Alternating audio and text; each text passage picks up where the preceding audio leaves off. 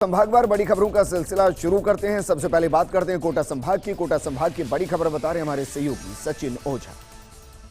Corona के कहर के बीच कोविड अस्पताल के एसएस ब्लॉक में रुकी ऑक्सीजन की सप्लाई तो मच गया हड़कंप। व्यवस्था करने तक मरीज होते रहे परेशान, लेकिन एक महिला मरीज की नहीं बचाई जा सकी जान। कोटा के सुपर स्पेशलिटी ब्लॉक में अचानक ऑक्सीजन सप्लाई रुकने से भर्ती मरीजों की जान पर बनाई और अस्पताल में हड़कंप मच गया। घटना बीती रात को हुई तो अस्पताल प्रबंधन ने आनंद फानन में ऑक्सीजन सिलेंडरों की व्यवस्था की। तब तक एक महिला मरीज की मौत हो चुकी थी। शिप्रा नाम की महिला वेंटिलेटर पर थी और अचानक ऑक्सीजन बंद होने से वह तड़पने लगी और कुछ देर में उसकी मौत हो गई। जानकारी के मुताबिक करीब आधे घंटे से ज़्यादा वक्त तक कोविड अस्पताल में हड़कंप की स्थिति रही। वहीं अस्पताल प्रबंधन के मुताबिक देर रात ऑक्सीजन सप्लाई में व्यवधान जरूर हुआ था, लेकिन महिला पहले से ही बेहद गंभीर स्थिति में थी। 2 से 5 मिनट के बीच सप्लाई को सुचारू किया गया, लेकिन महिला को बचाया नहीं जा सका। ब्लॉक के अधीक्षक डॉक्टर नीलेश जैन ने कहा कि किसी के प्राण बचाना तो ऊपर वाले के हाथ में है, हम तो सिर्फ प्रयास कर सकते हैं। महिला शिप्रा को बचाने के लिए पूरे प्रयास किए गए, लेकिन सफलता नहीं मिली। एक मरीज आसिफ के परिजनों ने भी आरोप जड़े हैं। वहीं लोकसभा स्पीकर ओम बिरला ने भी ऑक्सीजन की कमी को लेकर केंद्र और राज्य के सचिवों से बात की है और राजस्थान में पर्याप्त मात्रा में ऑक्सीजन उपलब्ध करवाने की बात कही है। लाख कोशिश और बंदिशों के बाद भी पॉजिटिव केसों का बढ़ना चिंता का सबब बनता जा रहा है। आज भी कोटा में 1382 नए मामले सामने आए हैं और 10 मरीजों की मौत हुई है। उदयपुर संभाग की बड़ी खबर बता रहे हैं हमारे सहयोगी पुनीत। दर्द है कि वो इस महामारी के बीच में भी अपने परिवारजनों की जान जोखिम में डालकर दुकानें खोल रहे हैं। किसी न किसी रूप में वे भी मानव सेवा में जुटे हुए हैं। इसके बाद भी पुलिस का रवैया सकारात्मक न होकर बदतमीजी वाला है। कोरोना के बढ़ते खतरे को देखते हुए राज्य सरकार की ओर से अनुशासन पखवाड़े के तहत रोजमर्रा के सामान की दुकानों को छोड़कर किराना के व्यापारियों की दुकानें सुबह 9 से 2 बजे तक खुले रखने का निर्णय प्रशासन और किराना व्यवसायियों के बीच में हुआ था। इसके बावजूद आज मंगलवार दोपहर 12:30 बजते ही प्रशासन, नगर परिषद व पुलिस की टीमों ने किराना की दुकानों को बंद कराना जबरन शुरू कर दिया। पुलिस ने खुली हुई दुकानों के साथ ही किराना दुकानों को भी बंद करवा दिया, जिससे व्यापारियों में आक्रोश फूल पड़ा। प्रशासन की सख्ती के आगे नाराज किराना व्यवसायी एकत्रित होकर कलेक्ट्रेट पहुंचे। कलेक्ट्रेट के सामने आपत्ति जताई। व्यापारियों ने कहा कि कोरोना के सामने खतरा सबसे ज्यादा है और उनके परिवार को भी खतरा है। पुलिस का रवैया सकारात्मक नहीं है। अनुशासन को लेकर प्रशासन और व्यापारियों की कवायद काफी हद तक सफल होती दिखाई दे रही है, लेकिन पुलिस की मनमर्जी के आगे आज व्यापारियों का गुस्सा फूट पड़ा और मामला कलेक्ट्रेट तक पहुंचा। पुलिस ने जबरन 12:30 बजते ही बाजार बंद कराने की कोशिश की। ऐसे में व्यापारी इकट्ठे होकर कलेक्ट्रेट पहुंचे और कलेक्टर के सामने नाराजगी जाहिर की। कलेक्टर ने समझाइश कर मामला शांत कराया। बीकानेर संभाग की बड़ी खबर बता रहे हैं हमारे सहयोगी लक्ष्मण राघव। बेमौसम की बारिश ने सुहावना बनाया मौसम। तापमान में खासी गिरावट, चली ठंडी हवाएं भी। तो इधर गजनेर थाना इलाके में सुरजड़ा गांव में हुई जोरदार ओलावृष्टि। ग्रामीणों का कहना कि जीवन में पहली बार देखी इतनी भयंकर ओलावृष्टि। हालांकि अब फसल नहीं होने के चलते नहीं हुआ है कोई बड़ा नुकसान। जिला कलेक्टर ने कहा है कि फीडबैक ले रहे हैं, जिन इलाकों में ओलावृष्टि हुई है वहां की रिपोर्ट्स भी मंगवा रहे हैं। तो कुल मिलाकर कहा जा सकता है कि बीकानेर जो पिछले कुछ दिनों से तप रहा था, इस मौसम के बदलाव के चलते और ओलावृष्टि के चलते यहां गर्मी में ठंडी हवाएं चल रही हैं। अजमेर संभाग की बड़ी खबर बता रहे हैं हमारे सहयोगी शुभम जैन। अजमेर एसीपी कार्यालय पर पहुंचे एसीपी एडीजी दिनेश एमएन।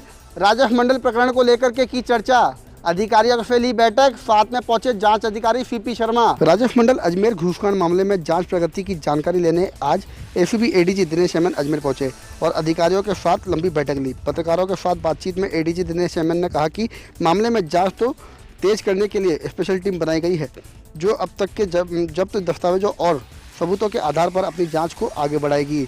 इस मामले में अभी तक राजस्व मंडल के 2 सदस्य और एक दलाल वकील गिरफ्तार हो चुके हैं और कुछ अन्य को मामले में के नामजद किया गया है, जिनके खिलाफ पुख्ता सबूत मिलते हैं और भी गिरफ्तारियां होंगी। एसीपी एडीजी दिनेश एमएन ने कहा कि मामले में राजस्व मंडल अध्यक्ष की भूमिका की भी जाँच की जा रही है और उनके चैम्बर में तलाशी ली गई है। साथ ही उनकी ओर से दिए गए फैसलों का भी अध्ययन किया जा रहा है। मामले में मंडल अध्यक्ष की भूमिका सामने आने पर उनके खिलाफ भी नियमानुसार कार्रवाई की जाएगी। आपको बता दें कि एसीबी ने पिछले दिनों जयपुर में बड़ी कार्रवाई अंजाम देते हुए राजस्व मंडल के 2 सदस्यों और एक दलाल वकील को ट्रैप किया था। इस मामले में मंडल के सदस्य परिवादियों से फैसला अपने हक में करवाने की एवज में मोटी रकम दलाल वकील के मार्फत वसूलते थे। इस मामले में जयपुर और अजमेर एसीबी टीम में एक जॉइंट स्पेशल टीम बनाई गई है जो मामलों में आगे की जांच कर रही है। घूसखोर अपराधियों पर कसी जाएगी लगाम, कोई भी नहीं बख्शा जाएगा, कहा दिनेश एमएन ने। वहीं पोस्टर को भी किया लॉन्च। अजमेर एसपी समीर सिंह सहित अन्य अधिकारी भी रहे मौजूद। जोधपुर संभाग की बड़ी खबर बता रहे हमारे सहयोगी दुर्ग से। शिक्षा में व्याप्त भ्रष्टाचार के खिलाफ भ्रष्टाचार निरोधक ब्यूरो ने पश्चिमी राजस्थान के बाड़मेर के सरहदी शेड़वा इलाके में एक बीएड कॉलेज पर कार्रवाई करते हुए उसके रिश्वतखोर प्रिंसिपल को गिरफ्तार किया है, जबकि कॉलेज का डायरेक्टर डॉक्टर जगदीश विश्नोई मौके से फरार होने में कामयाब रहा। दरअसल एसीबी स्पेशल टीम जोधपुर के पास सोहनलाल नामक एक बीएड फर्स्ट ईयर के स्टूडेंट ने इस बात को लेकर शिकायत दर्ज करवाई थी कि कॉलेज के डायरेक्टर डॉक्टर जगदीश विश्नोई और प्रिंसिपल नारायणाराम विश्नोई उसे 20,000 रुपये छात्रवृत्ति के मामले को आगे बढ़ाने के लिए और बायोमेट्रिक अटेंडेंस पूरी करने के एवज में मांग रहे हैं। इसके बाद अतिरिक्त पुलिस अधीक्षक एंटी करप्शन ब्यूरो डॉक्टर दुर्ग सिंह राजपुरोहित के नेतृत्व में टीम का गठन किया गया।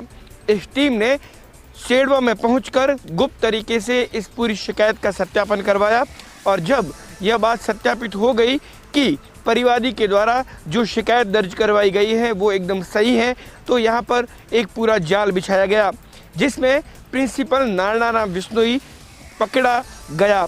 इस पूरे घटनाक्रम के बाद एक बात और भी सामने आई है कि पिछले लंबे समय से यहाँ पढ़ने वाले करीब 250 स्टूडेंट्स लगातार प्रशासन तक शिकायत पहुँचाते रहे हैं।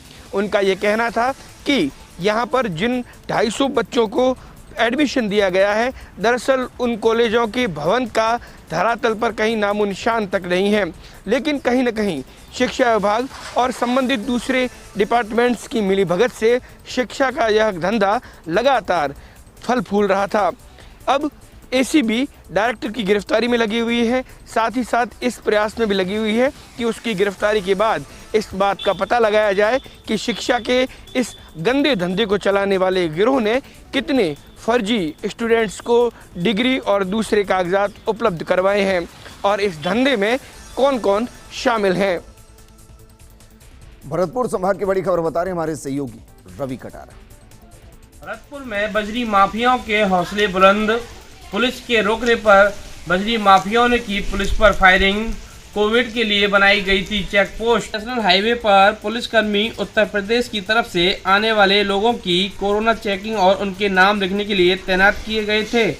जहां धौलपुर की ओर से ट्रैक्टर ट्रॉली में बजरी लेकर आ रहे बजरी माफियाओं को जब पुलिस ने रोकने का प्रयास किया तो ट्रैक्टर पर सवार 2 बजरी माफियाओं ने पुलिस कर्मियों पर ट्रैक्टर चढ़ाने का प्रयास करते हुए भाग निकले, जिसके बाद पुलिस कर्मियों ने उनका पीछा किया तो बजरी माफियाओं ने पुलिस पर फायरिंग शुरू कर दी। काफ़ी मशक्कत के बाद पुलिस ने दोनों माफियाओं को गिरफ्तार कर लिया, जिनके कब्जे से अवैध हथियार सहित जिंदा कारतूस जब्त करते हुए बजरी से भरे ट्रैक्टर ट्रॉली को भी जब्त किया है। जेवर थाना प्रभारी अरुण चौधरी ने बताया कि मौके पर तैनात एएसआई राजकुमार के द्वारा बजरी माफियाओं को रोकने का प्रयास किया गया था, तभी अचानक बजरी माफियाओं ने फायरिंग कर दी।